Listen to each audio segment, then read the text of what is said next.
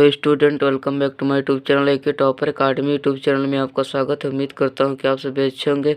तो आपके लिए बहुत ही मोस्ट इम्पोर्टेंट क्लास 10th एवं 12th के लिए वेरी इम्पोर्टेंट बहुविकल्पी प्रश्न आज इस वीडियो में बताने वाला हूं, जो आपके एग्ज़ाम के लिए वेरी इम्पोर्टेंट है। आप इन सारे प्रश्नों को ज़रूर तैयार करके जाना।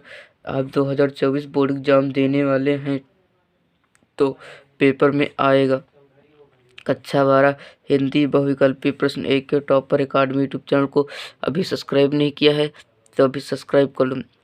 हम इसमें 35 बहुविकल्पी वीडियो आज इस वीडियो में डिस्कस करने वाले हैं, जो आपके एग्ज़ाम के लिए वेरी इंपॉर्टेंट है। यूपी बोर्ड 2024 के लिए हमारा पहला नंबर प्रश्न है, रानी केतकी की कहानी के लेखक हैं। जो रानी केतकी के कहानी के लेखक कौन है, ये आप लोगों को बताना है। जो रानी केतकी की कहानी के लेखक हैं वो इंसा अल्लाह खां है। कौन है? इंसा अल्लाह खां। हमारा दूसरा नंबर प्रश्न है, आवारा मसीहा नामक जीवनी विधा के लेखक हैं। जो आवारा मसीहा है ये एक कौन सी विधा है? तो ये जीवनी विधा है और इसके लेखक आप लोगों को बताना है। इसके जो लेखक हैं वो हैं विष्णु प्रभाकर जी। इसके जो लेखक हैं वो है विष्णु प्रभाकर जी। हमारा तीसरा नंबर प्रश्न है, हिंदी एकांकी का जनक माना जाता है। जो हिंदी एकांकी का जनक किसे माना जाता है, ये आप लोगों को तीसरे नंबर प्रश्न में बताना है। जो हिंदी एकांकी का जनक माना जाता है वो डॉक्टर राम कुमार वर्मा को माना जाता है। डॉक्टर राम कुमार वर्मा को माना जाता है। हमारा 4 नंबर प्रश्न, स्कंदगुप्त नाटक के लेखक हैं।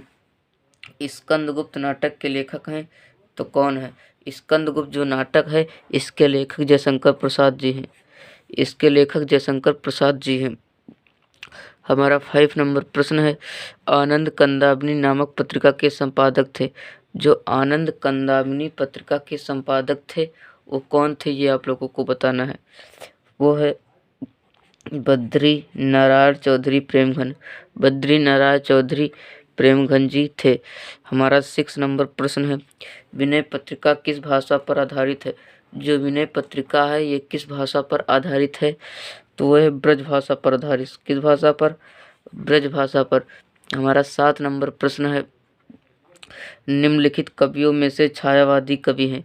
जो निम्नलिखित में से अकुपंत, जयशंकर प्रसाद, रामधारी सिंह दिनकर, सूर्यकांत त्रिपाठी, निराला, तो इनमें से छायावादी कवि कौन है? जिसमें इनमें से जो छायावादी कवि हैं वो जयशंकर प्रसाद जी हैं। कौन है? जयशंकर प्रसाद जी हैं। जैसे लेखिका पूछ रहा है तो इसमें आप लोग लिख देंगे महादेवी वर्मा। क्या लिख देंगे? महादेवी वर्मा, जो छायावाद की लेखिका हैं। अब हम देखते हैं हमारा अगला नंबर प्रश्न क्या कहता है। हमारा 8 नंबर प्रश्न, सुमित्रा नंदन पंत को उनकी किस रचना पर ज्ञानपीठ पुरस्कार मिला। जो सुमित्रा नंदन पंत जी थे उनको किस रचना पर ज्ञानपीठ पुरस्कार मिला, तो चितंबरा पर मिला। चितंबरा पर मिला। और साहित्य अकादमी जो था वो कला और बूढ़ा चांद पर मिला था। हमारा 9 नंबर प्रश्न है, कामायनी महाकाव्य में सर्गों की संख्या। जो कामायनी महाकाव्य है इनमें सर्गों की संख्या कितनी होती, ये आप लोगों को बताना है। इसमें जो सर्गों की संख्या होती है वो 15 होती है। कितनी होती है? 15 होती है। इसके जो लेखक हैं, जो कामायनी महाकाव्य के लेखक हैं वो जयशंकर प्रसाद जी हैं। कौन है? जयशंकर प्रसाद जी हैं। तो हमारा 10 नंबर प्रश्न है, छायावाद के प्रवर्तक माने जाते हैं। जो छायावाद है इसके प्रवर्तक माने जाते हैं तो कौन है? जो छायावाद के जो प्रवर्तक हैं वो जयशंकर प्रसाद जी हैं। कौन है? जयशंकर प्रसाद जी ही हैं। हमारा 11 नंबर प्रश्न, हिंदी का प्रथम मौलिक उपन्यास है। जो हिंदी का प्रथम मौलिक उपन्यास है वो कौन सा है, ये आप लोगों को बताना है। हिंदी का प्रथम मौलिक उपन्यास वो है परीक्षा गुरु। कौन सा है? परीक्षा गुरु। हमारा 12 नंबर प्रश्न, दीप जले शंख बजे की विधा कौन सी है। जो दीप जले शंख बजे ये कौन सी विधा की रचना है, ये आप लोगों को हमें कमेंट में बताना है। आप लोग इसका आंसर हमें कमेंट करें। 13 नंबर प्रश्न है, रामधारी सिंह दिनकर को ज्ञानपीठ पुरस्कार मिला था। जो रामधारी सिंह दिनकर जी थे उनको ज्ञानपीठ पुरस्कार मिला था, किस पर मिला था? कुरुक्षेत्र पर, रश्मरथी पर, उर्वशी पर या हुंकार पर? तो इस उर्वशी पर मिला था। रामधारी सिंह दिनकर को ज्ञानपीठ पुरस्कार मिला था, वो उनकी उर्वशी रचना पर मिला था। हमारा 14 नंबर प्रश्न है, कितनी नावों में कितनी बार करती है? जो कितनी नावों में कितनी बार करती है वो किसकी है? तो सच्चिदानंद हीरानंद वत्सनज्ञ की। नंबर प्रश्न है, भारत दुर्दशा रचना है। जो भारत दुर्दशा है ये किसकी रचना है? ये आप लोगों को बताना है। जो भारत दुर्दशा है इसके लेखक भारतेंदु हरिश्चंद्र जी हैं। कौन है? भारतेंदु हरिश्चंद्र जी हैं। हमारा दूसरा नंबर प्रश्न है, खड़ी बोली की रचना है। खड़ी बोली की रचना है तो गोरा बादल की कथा।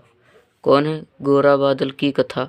हमारा तीसरा नंबर प्रश्न है, मथुरा के पुरातत्व संग्रहालय के अध्यक्ष पद पर कार्य करने वाले निबंधकार थे। जो मथुरा के पुरातत्व संग्रहालय के अध्यक्ष पर कार्य करने वाले निबंधकार थे वो कौन थे? वो वासुदेव शरण अग्रवाल जी थे। कौन थे? वासुदेव शरण अग्रवाल जी थे। हमारा 4 नंबर प्रश्न है, तपोभूमि रचना किस विधा की है? जो तपोभूमि है यह रचना किस विधा की है? तो उपन्यास विधा की है। किसकी है? उपन्यास विधा। वसुधा साहित्यिक पत्रिका के संपादक थे। जो वसुधा साहित्यिक पत्रिका के संपादक थे वो कौन थे? तो इसका जो सही एवं राइट आंसर होगा वो होगा हरिशंकर परसाई। क्या होगा? हरिशंकर परसाई। हमारा 6 नंबर प्रश्न है, रीतकाल का दूसरा नाम क्या है? जो रीतकाल का दूसरा नाम है वो क्या है? तो वह है श्रृंगार रस। कौन सा है? श्रृंगार। श्रृंगार रीतकाल का है, सॉरी रस नहीं है, श्रृंगार है। रीतकाल का जो दूसरा नाम है वो श्रृंगार है। अब देखते हैं हमारा अगला नंबर प्रश्न क्या कहता है। समकालीन कविता के प्रमुख कवि हैं। जो समकालीन कविता के प्रमुख कवि हैं वो कौन है ये आप लोगों को बताना है। और समकालीन कविता के प्रमुख कवि मुक्तिबोध हैं। कौन है? मुक्तिबोध। हमारा 8 नंबर प्रश्न, छायावाद युग के कवि हैं। जो छायावाद युग के कवि हैं वो हैं सूर्यकांत त्रिपाठी निराला। सूर्यकांत त्रिपाठी निराला। और मैं आप लोगों को बता दूं छायावाद के कवि हैं वो जयशंकर प्रसाद जी हैं। जयशंकर प्रसाद जी हैं और महादेवी वर्मा भी हैं। ये आप लोगों को मैं बताता हूँ। हमारा 9 नंबर प्रश्न है, महादेवी वर्मा का गीत संग्रह है। जो महादेवी वर्मा का गीत संग्रह है वो कौन सा है ये आप लोगों को बताना है। वो है यामा। क्या है? यामा। हमारा 10 नंबर प्रश्न है, इनमें से मैथिली शरण गुप्त की रचना है। इस 4 रचनाओं में से बताना इसमें मैथिली शरण की कौन सी रचना है। जिसका सही राइट आंसर होगा प्रदाशिड़ा।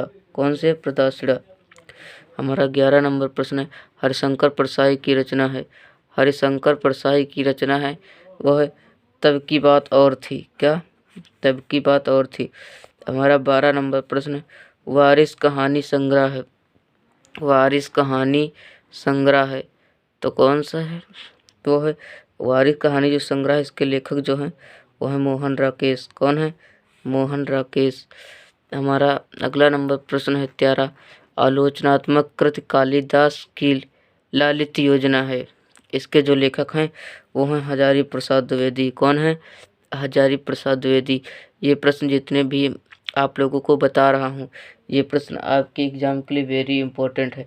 आप इन सारे प्रश्नों को जरूर तैयार करके ही जाना। देखते हैं हमारा अगला नंबर प्रश्न क्या कहता है। हमारा 14 नंबर प्रश्न, संस्मरण विधा की रचना है। संस्मरण विधा की रचना है तो कौन से? दीप जले शंख बजे। कौन से? दीप जले शंख बजे। और हमारा 15 नंबर प्रश्न है, वासुदेव शरण अग्रवाल की रचना है। इनमें से आप लोगों को बताना है वासुदेव शरण अग्रवाल की रचना है तो कौन सी है? वो है वाग्धारा। हमारा 16 नंबर प्रश्न है, कामायनी में सर्गों की संख्या। जो कामायनी में सर्गों की संख्या है वो है 15। 15 जो कामायनी महाकाव्य के लेखक हैं वो जयशंकर प्रसाद हैं। कौन है? जयशंकर प्रसाद। ये आप लोगों को ध्यान में रखना है। हमारा 17 नंबर प्रश्न है, वैदेही वनवास के रचयिता हैं। वैदेही वनवास के रचयिता हैं जो वैदेही वनवास के रचयिता हैं वो अयोध्या सिंह उपाध्याय हैं। अयोध्या सिंह उपाध्याय हरिऔध। हमारा 18 नंबर प्रश्न है, तीसरा सप्तक का प्रकाशन वर्ष है। जो तीसरा सप्तक है इसका प्रकाशन वर्ष क्या है ये आप लोगों को बताना है। इसका जो सही राइट आंसर होगा वो होगा 1962 में तीसरा सप्तक का प्रकाशन वर्ष है। हमारा 19 नंबर प्रश्न है, सुमित्रानंदन पंत को साहित्य अकादमी पुरस्कार मिला था। जो सुमित्रानंदन पंत जी हैं उन्हें साहित्य अकादमी पुरस्कार मिला था, किस रचना पर मिला था? वो कला और बूढ़ा चांद। कला और बूढ़ा चांद। और आप लोगों को बताना है कि इनकी जो सुमित्रानंदन पंत की चितंबरा है इस पर कौन सा पुरस्कार मिला है, ये आप लोगों को इसका आंसर हमें कमेंट में बताना। इसका आंसर हमें कमेंट में बताना। देखते हैं हमारा 20 नंबर प्रश्न क्या कहता है। रामधारी सिंह दिनकर की रचना है। जो रामधारी सिंह दिनकर की रचना है कौन सी? परशुराम की प्रतीक्षा या पृथ्वी पुत्र, ऐसा कोई पर अपने देखा है, स्वर्ण किरण। इसका जो आंसर होगा वो होगा परशुराम की प्रतीक्षा। क्या होगा? परशुराम की प्रतीक्षा। तो यह वीडियो कैसा लगा? वीडियो अच्छा लगा तो वीडियो को लाइक कर दो और चैनल पर नए हो तो चैनल को सब्सक्राइब कर दो। इस चैनल पर 2024 बोर्ड एग्जाम की संपूर्ण तैयारी कराई जाएगी, पीडीएफ हैंड राइटिंग नोट्स के साथ। Thank you. जय हिंद, जय भारत, जय वंदे मातरम। मिलते हैं नेक्स्ट वीडियो में, जब तक के लिए बाय बाय, धन्यवाद।